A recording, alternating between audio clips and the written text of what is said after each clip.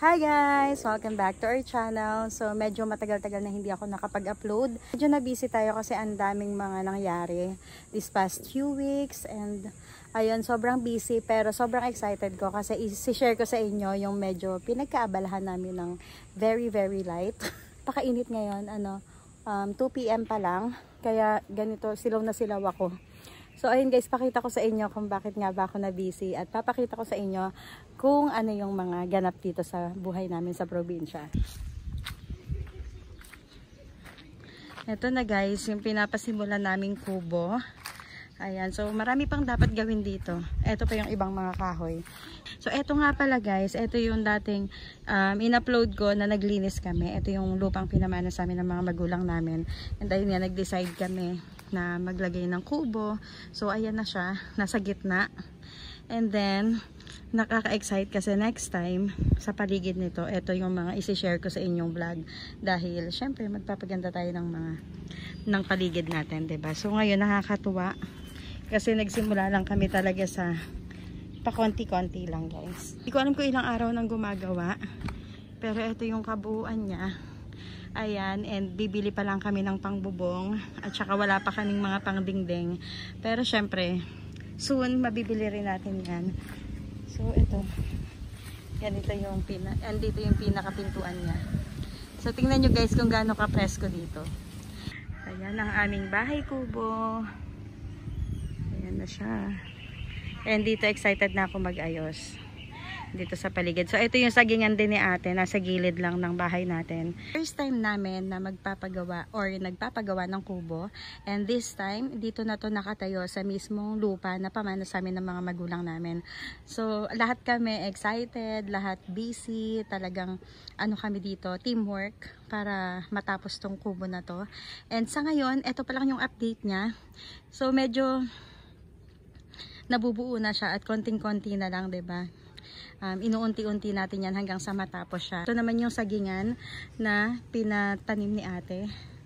Ayan, so nandito lang siya talaga sa gilid ng pinapagawa namin kubo. So hanggang medyo malayo pa doon yung, medyo malawak pa yung lupa natin. Pero itong kubo ay ipinwesto namin. Ako nga pala yung pumili ng lugar na yan at saka si kuya. So nilagay namin sa pinakagitna. Ayan, and sobrang excited ko at hindi ako mapakali, parang ang dami kong naiisip kasi syempre yung paligid nito guys, ayan. Yan yung nakaka-excite. Pero papagandahin natin yan, 'di ba? And ayun, hindi nga ako makapag-intay. Pero syempre, hindi naman laging mabilisan ang mga pangyayari, 'di ba? So marami pang a long way to go pa kasi magbububong pa tayo, tapos yung mga dingding natin, 'di ba? And magpo-flooring pa, and dito pa yung ibang kahoy. So naisip talaga namin na magpatayo ng kubo para gusto kasi talaga namin ma-feel yung pagtira namin dito sa probinsya. And ngayong araw, magpapabili na tayo ng pangbubong natin dyan. Tapos siguro sa susunod na mga buwan ay magpapabili na rin tayo ng mga pangdingding. So ngayon, ayan na muna. First time namin magkakakubo. Tapos eto na siya, diba? Parang kumbaga konting-konti na lang, bahay na talaga siya. So ayan siya. Sa susunod, isi-share ko sa inyo yung magiging final look niya pag natapos na, pag nalagyan natin ng mga dingding. Andito yung pintuan. Ayan, tas may mga bintana din dyan kung saan-saan. And ayun, excited ako kasi parang nararamdaman na namin na malapit na siya. So ito, ayan yung paligid niya guys. Ayan, and ang sagingan, nandito lang sa gilid. Kaya ang nakaka-excite pa dyan, pag mainit yung panahon, gagawa tayo dito ng matatambayan natin para malamig. Ayan, diba? Tapos syempre, lalabas na naman ang pagiging plantita natin. Kaya mag-aayos tayo ng garden din dito mismo. So ayun lang guys, sobrang exciting kasi dito ang dami rin naming mga puno, yung mga fruit bearing trees. Katulad santol yan guys, santol, tapos dito yung mangga, tapos may kaimito doon, tapos may kaimito ulit dito, may mangga ulit doon. Kumbaga marami tayong mga maha-harvest, 'di ba? And ayun, grabe, nakaka-excite yung mangyayari. So, meron pa tayong mga hollow blocks na natira. But for sure, magagamit din natin yan. May ilang simento pa rin yata doon sa may bahay ni kuya. Tapos ito pa yung mga ibang kahoy. Gagamitin pa natin. So, nakakatuwa kasi unti-unti, diba? Unti-unti, nakakakita tayo ng progress. And sobrang excited kaming magkakapatid. Dahil ito nga yung first bahay kubo namin dito. And ayun, si ate hindi rin siya makapaghintay na dahil syempre, diba, para pag umuwi siya, meron na rin siyang may i-stayan dito. And excited na ako guys na ayusin yung mga paligid dito. So, more content, diba? More vlogs kapag ka naayos na tong kubo natin. So, excited din akong i-share yun sa inyo kasi nga, may nabubuo sa isip ko na mga pwede natin gawin dito. So guys, tingnan nyo yung sagingan namin dito sa gilid. Tapos ayan lang talaga yung pinakakubo. So magandang siya, magandang pwesto kasi 'di ba?